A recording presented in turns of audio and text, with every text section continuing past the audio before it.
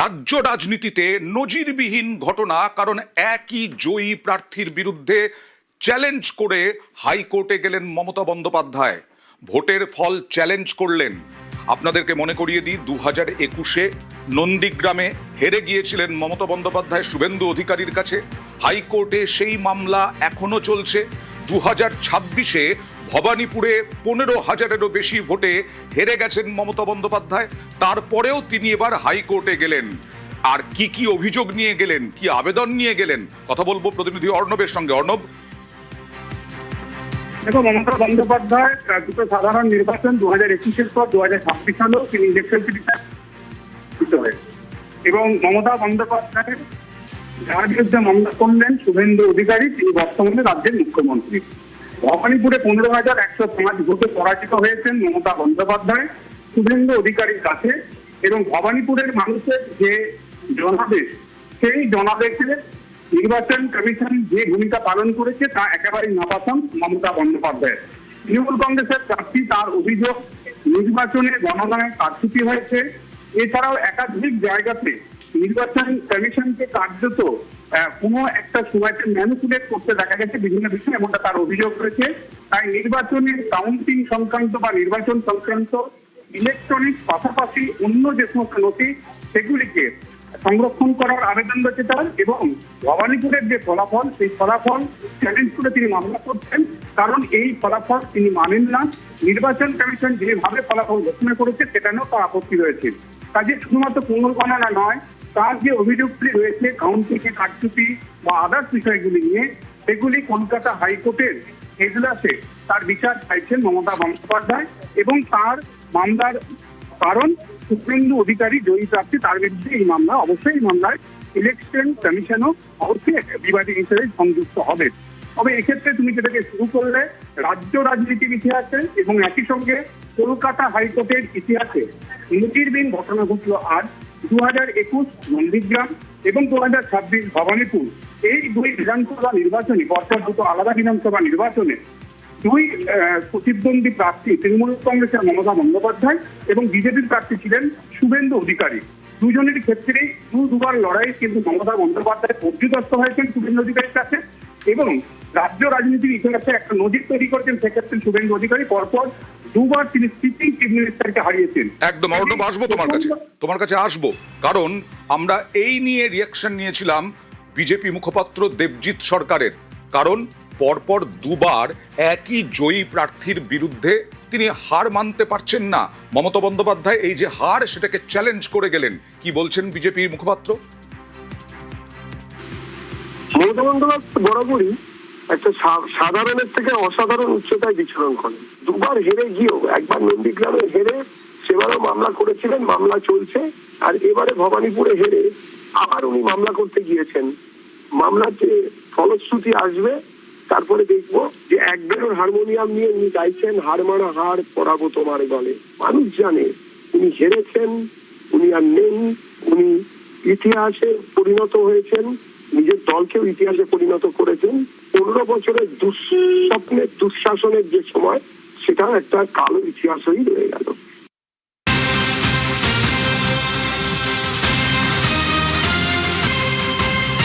হাইকোর্টে নজিরবিহীন তো বটেই, রাজ্য রাজনীতিতেও নজিরবিহীন।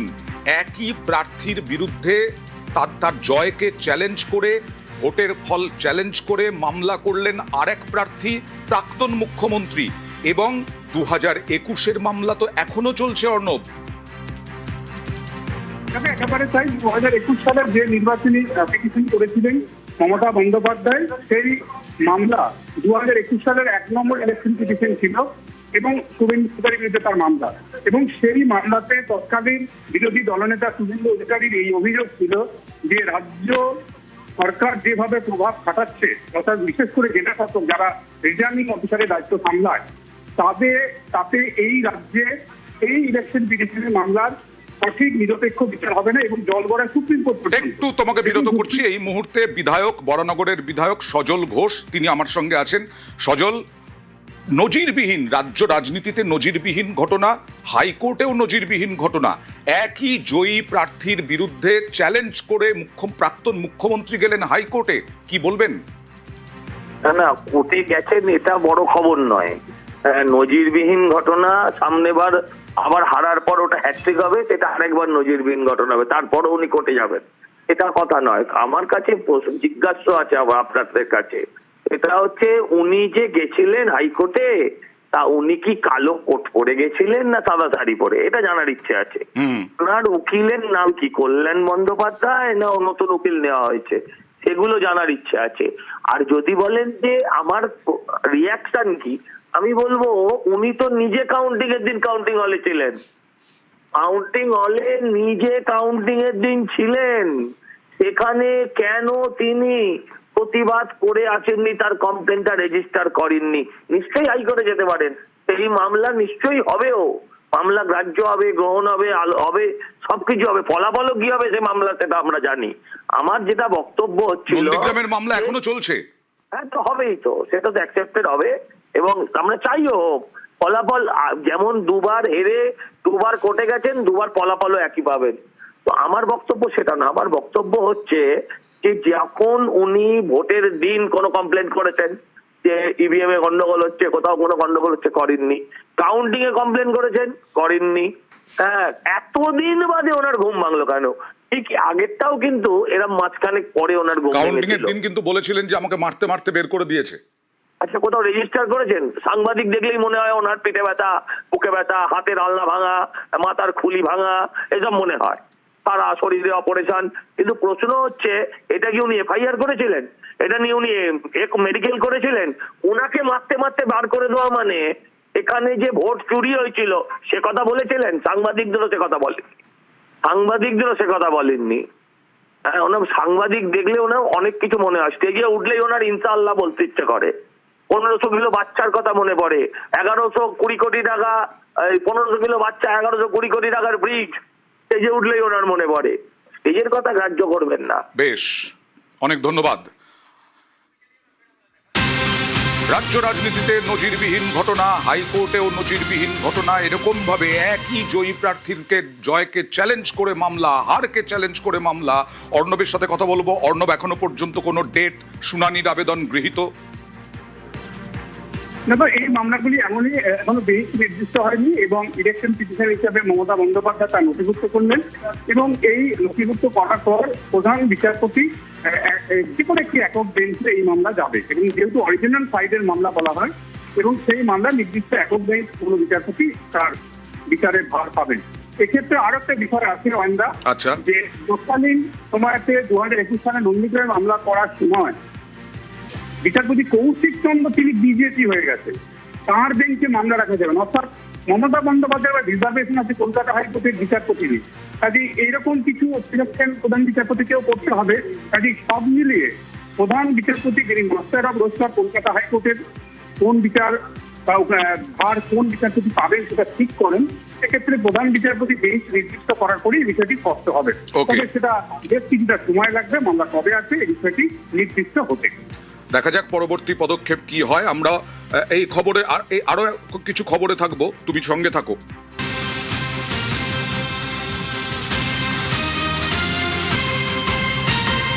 তাপস চট্টোপাধ্যায় হাইকোর্টে গেলেন। তাপস চট্টোপাধ্যায় হেরে গেছেন 300-র কিছু বেশি ভোটে, আর সেই ফলাফলকে চ্যালেঞ্জ করে হাইকোর্টে গেলেন তাপস চট্টোপাধ্যায়। তৃণমূলের তাপস চট্টোপাধ্যায় রাজারহাট গোপালপুরে পরাজিত, রাজারহাট নিউ টাউনে পরাজিত তৃণমূল প্রার্থী তাপস চট্টোপাধ্যায়। কথা বলবো প্রতিনিধি অর্ণবের সঙ্গে। অর্ণব, দেখো, তাপস চট্টোপাধ্যায় কলকাতা হাইকোর্টে এলেন এবং তিনি মামলা দায়ের করলেন, এবং তার অভিযোগ হচ্ছে তাকে 316 ভোটে পরাজিত দেখানো হয়েছে, এবং তিনি রাত 2টো পর্যন্ত লড়াই করেছেন, এবং একটা মেকানিজমের কাছে তিনি হেরে গেছেন, এমনটা তার অভিযোগ। এবং বিজেপির প্রার্থী পীযূষ কানোরিয়া রাজারহাট নিউ টাউনে 316 ভোটে যে জয় পেয়েছেন, পুরো বিষয়টার মধ্যে একটা প্রভাব কাজ করেছেন, এবং নির্বাচন কমিশনকে তিনি দুষছেন। তিনি নির্দিষ্ট করে কয়েকটি বুথের কথা বলছেন মামলাতে, যেখানে সংখ্যালঘু অধ্যুষিত বুথ, যে বুথে নাকি মাত্র তিনি 5টা ভোট পেয়েছেন, এবং সিপিআইএম পেয়েছে 1টা বা 2টো ভোট, বাকি সমস্ত ভোট বিজেপি। তিনি বলছেন যে ন্যারেটিভ আমাদের রাজ্যে ছিল, সেক্ষেত্রে একটি সংখ্যালঘু অধ্যুষিত ভোটে তৃণমূল কংগ্রেস কখনই আদায়ে 5টা ভোট পেতে পারে না।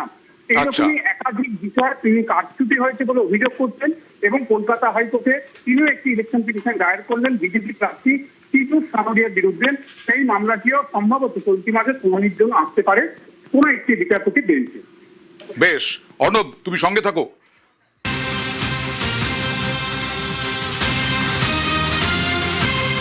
এই জন্যই আমাদের প্রতিনিধি অর্ণবকে সঙ্গে রাখলাম যে হাইকোর্টে গেলেন বর্ধমান উত্তরের বিজেপি প্রার্থী। বিধানসভা ভোটে ৬,৪৬০ ভোটে হেরেছেন। সেই হারকে চ্যালেঞ্জ করে আদালতে গেলেন বিজেপি প্রার্থী সঞ্জয় দাস। তার কি বক্তব্য? তার ব্যবধান তো অনেকটাই। অর্ণব, এই সঞ্জয় দাস নিয়ে বলতে গেলে রাজ্য রাজনীতিতে বিজেপি যাদের প্রার্থী করেছিল সেক্ষেত্রে পূর্ব বর্ধমান জেলায় দুজন প্রার্থীর দিকে নজর ছিল সবার। একজন কলিত মাঝি, যিনি ইতিমধ্যে মন্ত্রী হয়েছেন, আর একজন সঞ্জয় দাস, যিনি বর্ধমান উত্তরের প্রার্থী ছিলেন। তিনি গ্যাস ডেলিভারি বয়ে কাজ করেন এবং সেখান থেকে বিজেপির প্রার্থী হয়েছিলেন, বিজেপি দলের সঙ্গে তিনি যুক্ত ছিলেন। এবং সঞ্জয় দাস যেভাবে মাত্র ৬,৪৬০ ভোটে পরাজিত হয়েছেন, সঞ্জয় দাস এই হারকে তিনি মেনে নিতে পারছেন না। কারণ একাধিক ভোটে তার কাছে যে হিসেব রয়েছে সেই হিসেব অনুযায়ী একাধিক জায়গায় তৃণমূল কংগ্রেস কাউন্টিং এ কারচুপি করেছে, এমনটা তার অভিযোগ। তাই বর্ধমান উত্তর বিধানসভার ৬,৪৬০ ভোটে তৃণমূল কংগ্রেসের জেতা নিশীথ মালিকের যে ফলাফল, সেই ফলাফলকে চ্যালেঞ্জ করে তিনি কলকাতায় করে মামলা দায়ের করেছেন। এবং সেই মামলায় তিনি তার বিভিন্ন যে নথি রয়েছে বর্ধমান উত্তর বিধানসভার কাউন্টিং সম্পর্কিত বা নির্বাচনী সংক্রান্ত সমস্ত নথি সংরক্ষণকেও তিনি আবেদন রেখেছেন কলকাতা হাইকোর্টের কাছে। এবং এই ফলাফল তিনি যদি জয়ী হন, তাকে জয়ী ঘোষণা করা হোক, তাতে সেটাও কিন্তু তার আবেদনে রয়েছে। সেই মামলা চলতি মাসের জুন মাসে হয়তো শুনানির জন্য কোনো এক বিচারপতি বেঞ্চে আসতে পারে। বেশ, ওকে। ২৬-এর বিধানসভা নির্বাচনের আগে ৩ জায়গায় ডিজে মন্তব্য, আর এতেই অভিষেক বন্দ্যোপাধ্যায়ের বিরুদ্ধে সিআইডি তদন্তে নেমেছে উস্কানিমূলক মন্তব্যের অভিযোগে। আজ তলব করা হয়েছিল সিআইডি ১৬ই জুন, আজকে তলব করা হলো। ভবানী ভবনে গেলেন অভিষেক বন্দ্যোপাধ্যায়। ডিজে মন্তব্যে তাকে জিজ্ঞাসাবাদ করা হচ্ছে। সিআইডি গোয়েন্দারা তাকে জিজ্ঞাসাবাদ করছেন ভোট প্রচারে উস্কানিমূলক মন্তব্যের অভিযোগ। আরামবাগ, ভগবানপুর, মগরাহাট, এই ৩টে জায়গা নিয়েই এই মামলা। কি বললেন অভিযোগকারী, কি বলেছিলেন অভিযোগকারী রাজীব সরকার, দেখুন। একজন এমপি, যে কোনো এমএলএ তারা কখনোই এইরকম উত্তেজনামূলক ভাষণ ভোটের সময়, বিশেষ করে ভোটের সময় দেওয়া যায় না, যেখানে ওনারা বলছেন যে আমরা দেখে নেবো ৪ তারিখের পরে ডিজে বাজাবো, বা যে এই ধরনের যে কোনো বক্তব্য বলা যায় না। সরাসরি চলে যাব প্রতিনিধি অনুপের কাছে। অনুপ, কোন কোন ধারা দেওয়া হয়, কোন ধারা দেওয়া হয়েছে, কোন ধারা দেওয়া হয়েছে যেগুলো জামিন অযোগ্য না জামিন যোগ্য, এরকম কিছু জানা যাচ্ছে?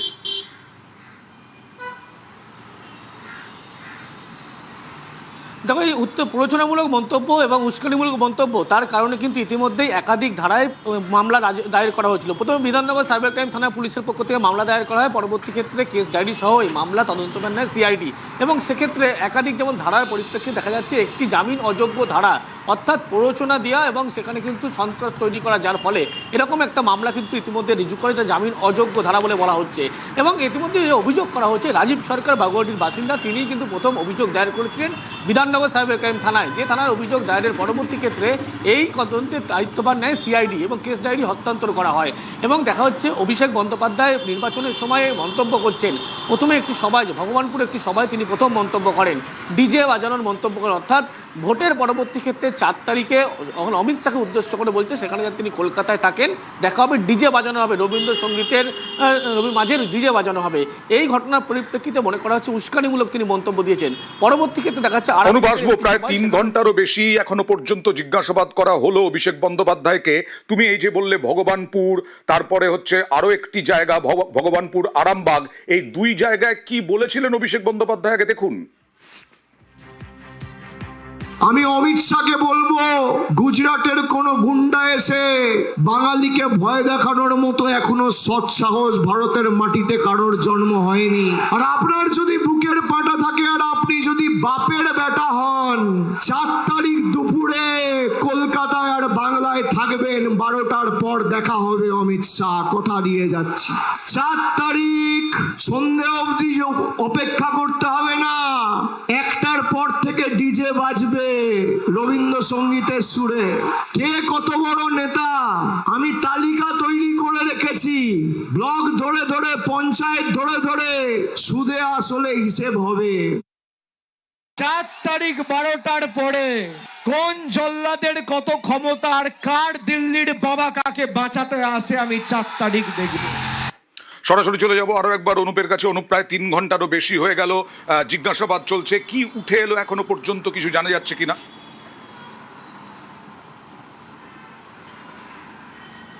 দেখো, 3 ঘন্টা অতিক্রান্ত অভিষেক বন্দ্যোপাধ্যায়কে সিআইডির পক্ষ থেকে দফায় দফায় জিজ্ঞাসাবাদ করা হচ্ছে। যে উস্কানিমূলক মন্তব্য তিনি দিয়েছিলেন, যে অভিযোগ হয়েছিল, সে সমস্ত ভিডিও ক্লিপ দেখিয়ে অভিষেক বন্দ্যোপাধ্যায়কে জিজ্ঞাসাবাদ করা হচ্ছে। তার কারণ, যে মন্তব্য তিনি করেছিলেন সেই মন্তব্যকে স্ক্রিপ্ট রেডি করে দিয়েছিল কিনা তাকে, এবং এমন মন্তব্য তিনি কেন করলেন আচমকা, যা পরবর্তী ক্ষেত্রে অশান্তিমূলক পরিস্থিতি তৈরি হতে পারত। এবং বলা হচ্ছে যে তৃণমূল ক্ষমতায় আসবে বলেই মনে করা হচ্ছিল। যে যিনি অভিযোগ করেন তিনি দাবি করছেন যে এরকম মন্তব্য করেছে, অর্থাৎ বিরোধীদের উদ্দেশ্য করে এই মন্তব্য করেছিলেন, যাতে করে কিন্তু ভোটের পরবর্তী ক্ষেত্রে বিরোধীদেরকে এইভাবেই কিন্তু মারধরের মতো হিংসামূলক ঘটনা ঘটতে পারত, এমনটা অভিযোগ করা হয়েছিল। এবং সেই সমস্ত যে 3টি জনসভায় তিনি বারবার যে অভিযোগগুলো তিনি করছিলেন, যে একাধিক মন্তব্য করেছিলেন, বলা তো অভিষেক বন্দ্যোপাধ্যায় যে 4 তারিখের পরে কিন্তু দুপুর 1টার মধ্যে পুরো ঘটনা পরিষ্কার হয়ে যাওয়া ফলাফল, এবং সন্ধ্যা হতে হবে না তার আগেই কিন্তু রবীন্দ্রসঙ্গীতের মাঝে ডিজে বাজানো হবে, এই মন্তব্য মনে করা হচ্ছে উস্কানিমূলক মন্তব্য। এবং এই ভিডিও ক্লিপ দেখিয়ে অভিষেক বন্দ্যোপাধ্যায়কে দফায় দফায় জিজ্ঞাসাবাদ করা হচ্ছে। আরো দীর্ঘ কয়েক ঘন্টা অপেক্ষা করতে অভিষেক বন্দ্যোপাধ্যায় জিজ্ঞাসাবাদ প্রক্রিয়া শেষ করার জন্য। ঠিকই বলেছো, কালকে ইডি দপ্তরে 11 ঘন্টা কাটাতে হয়েছিল অভিষেক বন্দ্যোপাধ্যায়কে। আজকে এখনো পর্যন্ত 3 ঘন্টারও বেশি অতিক্রান্ত। আরো কত ঘন্টা কাটাতে হয় ভবানী ভবনে, সেটাই আমরা নজর রাখবো। আর দিলীপ ঘোষ অভিষেক বন্দ্যোপাধ্যায়ের গ্রেফতারির দাবিতে সরব। সব তো শুরু হয়েছে না, রাস্তা হাঁটতে আরম্ভ করেন, কেউ আগে পৌঁছাবে কেউ পরে পৌঁছাবে, রাস্তা তো খোলাই আছে। এতদিন লোকে ভয়ে কমপ্লেন করতো না, এখন কমপ্লেন আসছে, আর অনেক কমপ্লেন আসবে। আর যেরকম যেরকম যোগ্য তথ্য আসবে সে অনুযায়ী পুলিশ কাজ করবে।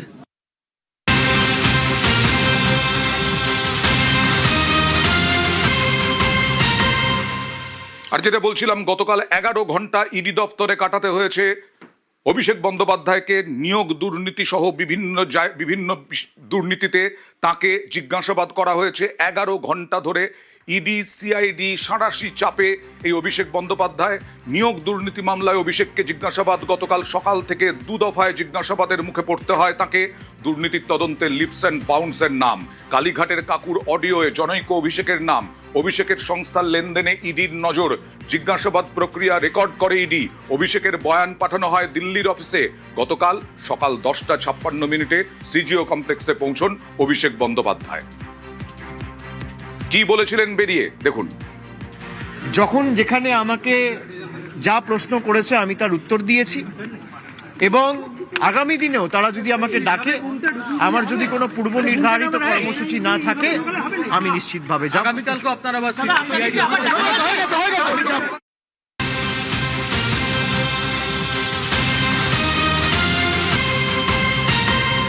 আজকে আবার অভিষেক বন্দ্যোপাধ্যায়ের কালীঘাট রোডের বাড়িতে পুরো আধিকারিকরা, পুরসভার অফিসাররা গেলেন। সেখানে কি কি বেআইন নির্মাণ হয়েছে, অনুমোদনহীন নির্মাণ কোথায় কোথায় হয়েছে, সেই সমস্ত মাপজোক করতে এখনো কি পুরো আধিকারিকরা আছেন, কি করছেন তারা, কি কাজ তাদের, কথা বলবো বিস্তারিত সান্নিকের সঙ্গে। সান্নিক, দেখো, আজকে দুপুর 12:20 নাগাদ মূলত পুরসভার আধিকারিকদের সঙ্গে বেশ কয়েকজন কন্ট্রাক্টর, তারাও এই যে কালীঘাট রোডের বাড়ি অভিষেক বন্দ্যোপাধ্যায়, সেই বাড়িতে তারা প্রবেশ করেন। মূলত এই বাড়ির সঙ্গে যে কটি এক্সটেনশন এর আগে পুরসভার তরফে মার্ক করা হয়েছিল, যেগুলো বেআইনিভাবে যে বিল্ডিং প্ল্যান রয়েছে অ্যাপ্রুভড, সেই বিল্ডিং প্ল্যানের বাইরে সেগুলো এক্সটেন্ড করা হয়েছে বলে কলকাতা পুরসভা মনে করেছিল, সেই এক্সটেনশন গুলিরই মূলত মাপযোগ করা হলো। মূলত প্রশ্ন থাকছে বেশ কিছু, যে এর আগেও যে অভিযোগ উঠেছিল যে সময় অভিষেক বন্দ্যোপাধ্যায় এক্সটেনশন গুলি করেছিলেন সেগুলি বিল্ডিং প্ল্যানের অ্যাপ্রুভাল মেনে করা হয়নি, তাই তারপরে যেহেতু নোটিশ সার্ভ করা হয়েছিল, তাই সেগুলো একই রকম রয়েছে নাকি কোনোটার পরিবর্তন করে তিনি নিজে ভেঙে দিয়েছেন, সেই সমস্ত বিষয়ে একেবারে স্পষ্ট তথ্য হাতে রাখতে চাইছে কলকাতা পুর সংস্থা। সেই কারণেই তারা এই মাপযোগ করিয়ে নিচ্ছে। সেক্ষেত্রে পরবর্তীতে কি ভাঙা হবে সেই এক্সটেনশন গুলোকে, সেই প্রশ্নই কিন্তু থাকছে। অর্থাৎ বুলডোজার অভিষেক বন্দ্যোপাধ্যায়ের বাড়িতে চলবে কিনা, সেই প্রশ্নের উত্তরই কিন্তু খুঁজতে চলেছে কলকাতা পুর সংস্থা। ওকে, আর অগ্নিমিত্রা পল তিনি কালকে কি বলেছিলেন দেখুন। অভিষেক বন্দ্যোপাধ্যায় বাড়ি নিয়ে সময় চেয়েছিলেন, সেই সময় আর দেওয়া হবে না বলে পুরসভার তরফে জানিয়ে দেওয়া হয়েছে। কাগজটা উনি জমা করেছেন, ওনাকে বোধহয় 10 থেকে 15 দিনের সময় দেওয়া হয়েছিল। কাগজ ওনার ওখান থেকে উকিল জমা করে দিয়ে গেছে, ওই বিষয়টা আমরা দেখছি, এক্সামিন করে মানে চলছে।